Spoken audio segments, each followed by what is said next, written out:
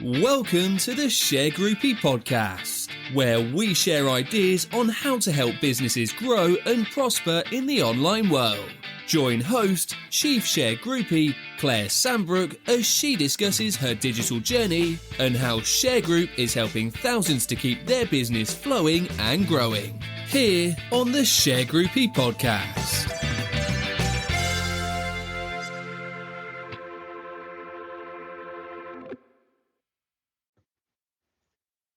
Hello and welcome to the month of March in 2023. This month we're celebrating High Court enforcement. We're going back to our roots, our heritage as sheriffs, and we're going to be talking about everything to do with High Court enforcement because we can see there's a lot of you out there that are super interested in this topic, and why not? It's a terrific, interesting topic to look at. And it certainly kept me engaged in the business for 43 years this year. I started in 1980 as an audio typist in the office of the Under-Sheriff of Greater London. And from the moment that I joined Birchall and Ruston, as it then was, I was intrigued by what enforcement meant. And of course, I've been fortunate enough to make a career out of being a sheriff and latterly a High Court enforcement officer. So we want to help you understand in this month of celebrating our heritage, really, what it means to be a High Court enforcement officer, their powers when it comes to enforcing a court judgment. And we want to go back to the basics. So let's start with the basics. What are High Court enforcement officers? Who are they? What is their role in enforcing court judgments? Well, actually, HCEOs, or High Court enforcement officers, are authorised by the High Court of England and Wales, not Scotland, not Northern Ireland, just England and Wales, to enforce a range of legal judgments, including the collection of debts and the repossession of goods and property. And their role is to carry out the enforcement actions on behalf of the High Court and ensure that the judgment creditor or claimant gets back what is required under the court's order. So no pressure. It's quite a tough role. It's an exacting role. And it has always been that way all the way through my business career. Enforcement is very exacting. And to be honest, it's not for the faint-hearted. Whether you're an agent on the ground or whether you're overseeing operations as I do, this has to be done right because it is for the leading court in the land. And of course, we take a lot of business on transfer from the county court. So the entire civil court system potentially could come through to the High Court. There are a few ifs and buts around that. But you can understand our position as authorised High Court enforcement officers. We're authorised by the Lord Chancellor, and it's our job to get enforcement right. Sometimes it doesn't go right, I'll be honest. And when it doesn't, we have to put our hands up. And we have to acknowledge that perhaps we did something that we shouldn't have done or we didn't follow a particularly statutory rule. The law in this area is still very much in flux. That's a good law school phrase, isn't it? But what that means is that regulations and a new framework came out in 2014 and they are still bedding down. And on the face of it, they look fairly simple, but due to judicial interpretation and the interpretation that parties and agents put on that framework, it is still bedding down, being settled as to what certain terminologies mean. What did Parliament mean when it brought in these statutory powers? So it's an interesting area of law, and it's something that we continue to work on day by day. So what about entering private property? I hope if you're listening to this podcast, you have an interest in High Court enforcement.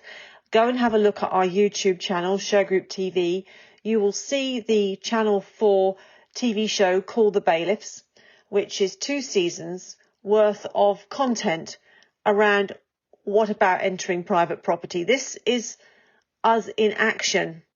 And the reason that I support these TV shows is because we can theorise about it, we can blog about it, we can, have people on the phone talking about it, creditors and debtors, claimants and defendants. And what the TV shows do is they throw a light on what we are doing when it comes to the enforcement of money judgments. We don't show any evictions in the TV show, but we do show the enforcement of money judgments. And I think through that you can get a flavour of what High Court enforcement agents are about. So if you did meet them on an eviction, which is very difficult situation, you would find them to be fair, straightforward, clear and decisive. If you're on the side of the writ that has the judgment or order, that's what you want from an enforcement service. If you're on the side of the judgment or order where you're the person that's being enforced against, then what I would say to you is that you need to have an enforcement agent standing in front of you who is fair, straightforward, balanced and reasonable, and will be assessing your situation as fairly as the law allows. And if you need time to get help or support from family members or from the local council or the Citizens Advice Bureau, they will be open to that. They will give you time to try and get your house in order, or, get yourself in a better position than you are at the time that they knock on the door. Now, this is very hard because every case turns on its own facts. No two writs are ever the same. There's similarities, of course, but each person's individual circumstances is different.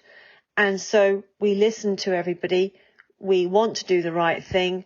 We're driven by the claimant and the judgment creditor who want their money back or their property back. And so we're doing a balancing act between the competing interests of the parties. So there's a little bit of insight for you from an authorised officer who is walking a tightrope most days to achieve that balance between the parties.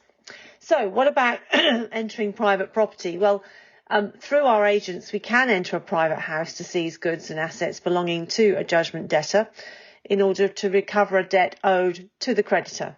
But we have to have a valid piece of paper, which is the writ of control or the writ of possession.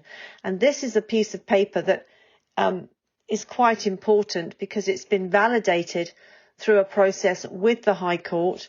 If it's come on transfer from the County Court, again, certificates have been granted to confirm that the order in the County Court is still in place, and therefore a High Court writ can be issued on that judgment. If it's a High Court judgment or order itself, the High Court will verify the existence of the judgment or order, and then a writ will be issued. And that will then turn into a warrant, which will specify the type of enforcement action that must be taken and the property or properties that can be entered.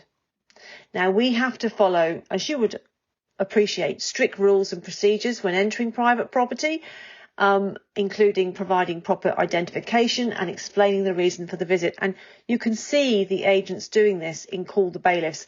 This is why these TV shows, I'm going to keep saying this throughout this month, are very, very important, because we are shining a light on what we do. You may not like it, you may not agree with it, but this is the law in action. And I think everybody should get an understanding of this, including judges themselves and court officials, and policy makers and MPs, who are making the law, they're making the rules. How does it actually work in practice? And I think it works well. I think it's an area of the English legal system in High Court enforcement that works well. It's not perfect, but it does work efficiently. There are no backlogs, and subject to the court transferring the paperwork, you can enforce whatever you've been given in your favour relatively quickly. So it's a success story for government. Not that they ever say that, but it is. Okay, now we can force entry to gain entry to a property, but we have to do it in certain ways. So we're not going to turn up at your doorstep and start trying to open your door. But we can, if we've already been inside your property, come back and force entry again. So, we're always acting within the bounds of the law as to when we can force entry. And we can take the car on the drive. We can seize the car on the drive and do a vehicle check on it, do a HPI finance check on it, and make sure it belongs to the debtor, not the finance company. And we can leave notices explaining the reason for our visit and our intention to return. So I wouldn't, again, you can see all this in the TV show. You can see the agents walking in through open doors that have been left open, back doors that have been left open. And people, of course, don't like it. And I fully understand that. So think about that in your own situation, because agents will try a handle. They will try and open a door if it's open and walk in. So we use agents, as you see in the TV show, to carry out the enforcement actions on our behalf, and we have to ensure that the agents follow the same rules as the officers. Officers in a previous life were undersheriffs, and I was an undersheriff in Surrey, in fact I was the first woman undersheriff of a county, an English county, for 1,000 years. Can you believe that? So I was undersheriff for Surrey. But in 2004, we changed to High Court enforcement officers, and our job is to oversee the work of the enforcement agents, who are formerly known as bailiffs, hence the name of the TV show called The Bailiffs. Our job is to oversee them and make sure that they follow the letter of the law, and that we basically are responsible. We're personally responsible for everything that is done in our name. So, it's important to work with a reputable High Court enforcement officer. Now, I'm a past chair of the professional association, the High Court Enforcement Officers Association, and it's very unusual to find a High Court enforcement officer who is not deep into the framework of this statutory regulation, and who doesn't understand and follow what is required by the Lord Chancellor, the Ministry of Justice, and the court system generally. What we do find is that we have to keep, building up our agent community, our enforcement agent community, so that they work the same way as the authorised officers. Just over 50 High Court enforcement officers in the country, and less than 10% of those are women. So we want to change that, and we want to have a diverse and inclusive population of High Court enforcement officers and enforcement agents.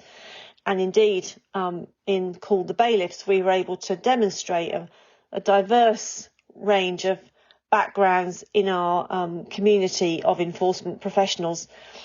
The distinction between officer and agent is important, because the officer has demonstrated a high level of education at law degree standard, which is similar to what they have in France. The agents are more vocational.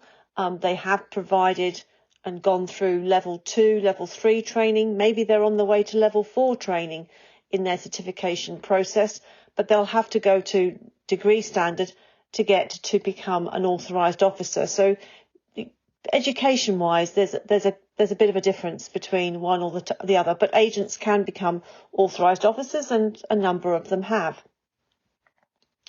So we work with the community of judgment creditors and judgment claimants, many of whom are solicitors. That's our biggest sort of draw area, and we want to look after these professionals because obviously they're a gateway to obtaining more business. But we also, interestingly, in Shergroup, look after what we call litigants in person. That's a legal phrase. It means somebody who's going through the litigation process, but who doesn't have a solicitor or an advisor. And in this day and age of money claims online and possession claims online, it's very important that litigants in person are supported in the enforcement process, because they've gone to court, they've got their judgment or order, and they need to have a High Court enforcement officer who is going to support them.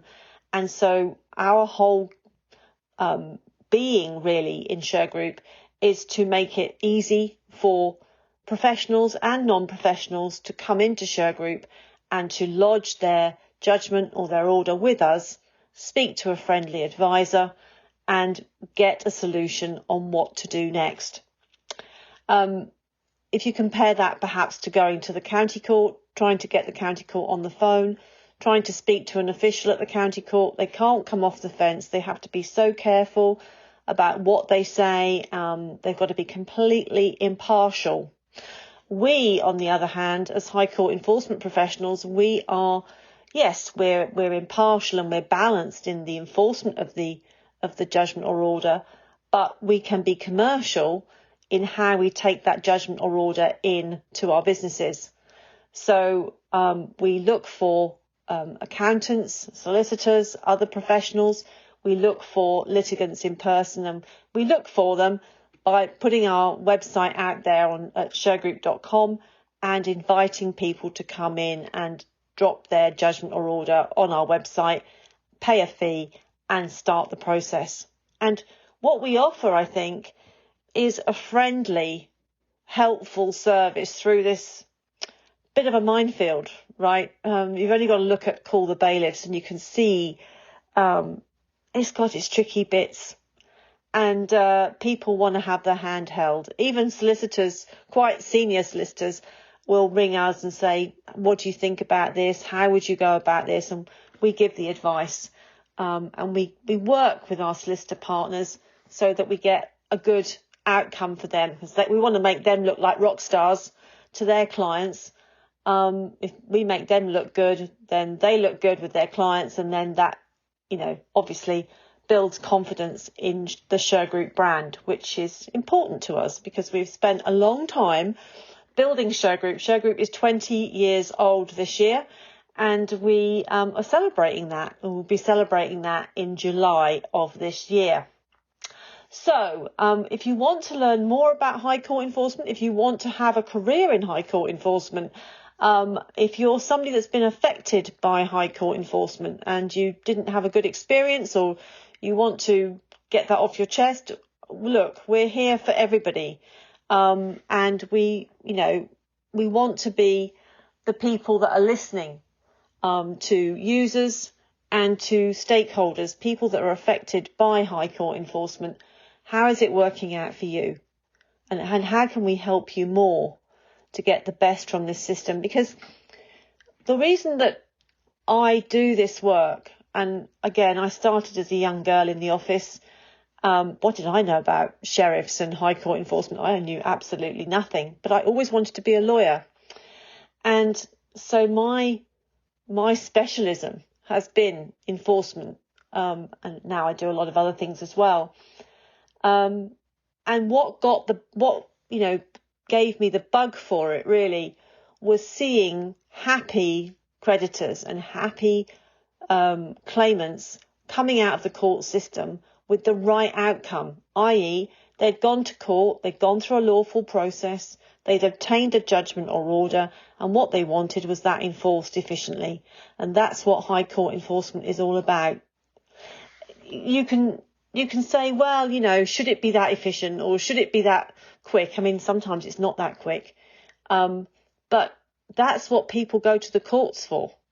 That's why we have litigation, so that people can enforce those judgments or orders efficiently. They shouldn't have to wait. They shouldn't be left waiting for an answer, waiting to understand what's going to happen, or worse still, not being able to get through to a call centre, not being able to speak to somebody. I can't say that our system is 100% perfect, but I would say it's 98% there in terms of service delivery. And we have our days, when something goes wrong, like many businesses do. But you know what? We want to put it right. And I think that, that DNA is in there from my principal 40 years ago. he was a stickler for getting things right. I like to get things right. We want to get things right for you. So I hope you've enjoyed listening to me talk about a subject that I'm very passionate about. The passion hasn't dimmed after all these years. I still love the subject. I still think it's good for people in the court system. And of course, we've been so fortunate to have TV shows that have been able to do more than we could ever do in terms of education around this subject and show you what high court enforcement means, good, bad or indifferent. There it is. Check out Shergroup TV. There's a lot of good content on there, and we look forward to seeing you download this podcast. We look forward to talking to you and booking a meeting with you to come and talk to us about anything you see on our website. Have a great March, everyone. Thanks very much.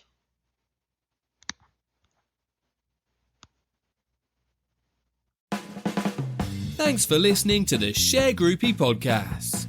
To join our Sharegroupie community, subscribe by going to our website at www.sharegroup.com. Keep up with the latest Sharegroup news across all our main channels, including YouTube, LinkedIn, and across all social media. Stay connected and begin building more business relationships.